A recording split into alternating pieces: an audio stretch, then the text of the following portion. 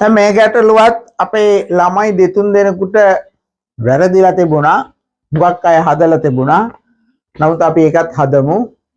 මොකද අපිට ඕන වෙන්නේ ඇත්තටම හැම ගානක්ම හදන්න ඕනේ. හරි කිසිම ගැටලු ගානක් හදන්න නැතුව ඉන්න එපා. හරි. ඔයගොල්ලන්ට අමාරු ගානක් හම්බ වුණොත් ඔයගොල්ලෝ හිතන්නේ හම්බ වුණේ වටින මැණිකක් කියලා.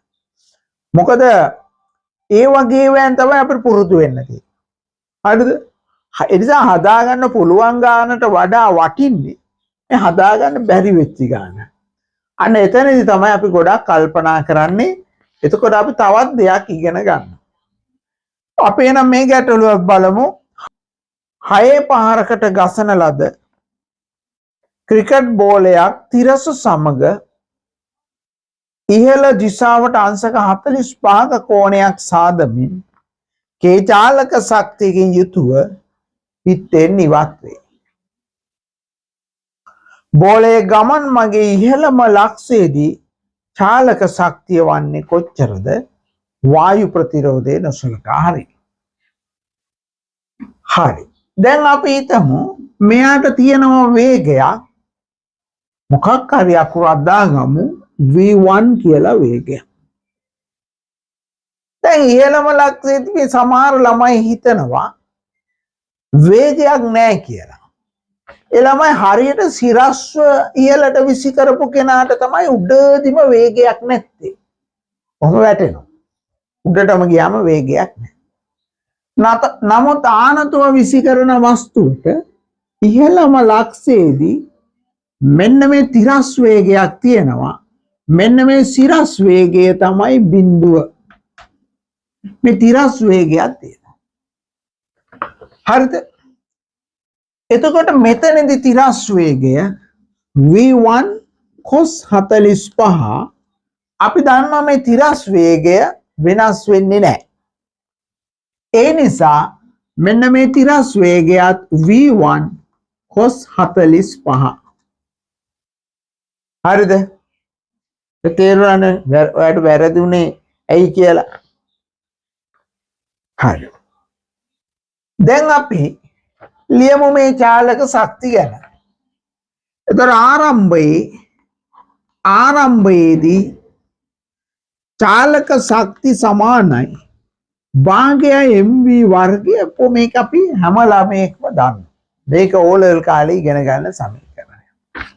දැන් අපි මේකට ආදේශ කරමු k සමානයි භාගයයි m v1 වර්ගය. අංක 1. ඊට වඩා මොකක්වත් ලියන්න ඕනේ නැහැ. ඊළඟ ඉහළදී බලන්න මම මේක k2 කියලා ගන්නවා. භාගයයි m අන්න ඉහළදී තියෙන්නේ මේ වේගය විතරයි. v1 cos 45. අපි දන්නවා cos 45 කියන්නේ එකයට මූල දෙකයි. ඒ නිසා මම මෙතනින් ලියනවා v1 බෙදීම මූල දෙකයි. ඒකේ වර්ගය. ඒක අංක 2 කියලා ලියනවා. දැන් අපි මේ සමීකරණ දෙක බෙදුවොත් අපිට k2 ගන්න පුළුවන්. මොකද m කැපෙනවා v1 කැපෙනවා උත්තරයක් එනවා. ඒවනම් අපි සමීකරණ දෙක බෙදමු. අංක 2 බෙදීම 1.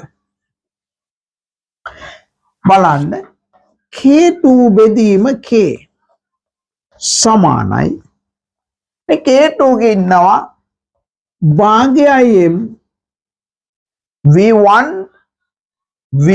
වර්ගය බෙදීම මූල දෙකේ වර්ගය කියන්නේ 2යි. ඒ නිසා v1 වර්ගය බෙදීම 2යි. හරිද? මූල දෙකේ වර්ගය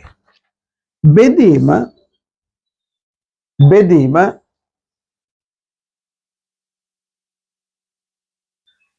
මෙතන එනවා භාගයයි m v වර්ගය. දැන් අපිට පේනවා මේ භාගයට භාගය කැපෙනවා එමුත් කැපෙනවා. දැන් බලන්න K2 බෙදීම K සමානයි. හරි V1 වර්ගයේ බෙදීම 2. එතකොට ඒක ලියන්න පුළුවන් මේ විදියට. මේ V1 වර්ගය මෙහෙම ලියතේ. එතකොට ඒකත් කැපිලා ගියොත් අපිට ලැබෙන්නේ භාගයක්. එහෙමනම් K2 සමානයි මේ K මෙහෙට ගියොත් K බෙදීම 2යි කියලා අපිට ලැබෙනවා. නිවැරදි පිළිතුර වන්නේ 3. දැන් ළමයි ඔයගොල්ලෝ දැන් ඔයාලට කියන්න අපි දැන් ළමයි ඉතින් මේ වගේ අපි ගණන් ටික හදාගෙන යන්න පුළුවන් අපිට. ඔයාලා යාළුවෝ ඉන්නවනම් දැනට ෆිසික්ස් නන්නත්තර වෙලා ඉන්නවනම් මොළෝ දෙයක් කරගන්න බැරි නම් දැම්ම ඉන්න කියන්න. මොකද එතකොට අපි ගණන් හදලා පුරුදු කරනවා. ඒ පළවෙනි සතියක් දෙකක් නොමිලේ ඇවිල්ලා බලන්න කියන කිසිම ඇතුල් වීමේ ගාස්තුවක් ගෙවන්න ඕනේ නැහැ අපේ පන්ති වලට. හරි ඇවිල්ලා බලන්න කියන්න. හොඳයි අපි ඊළඟ ප්‍රශ්නෙට යමු.